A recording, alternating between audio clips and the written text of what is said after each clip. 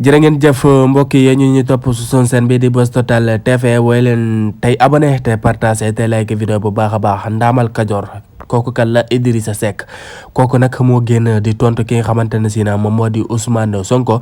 ay Ousmane Sonko jëloon doon wax rek loolee parce que kii di président Idrissa fekk si wala tamit mu seet si ko sa këram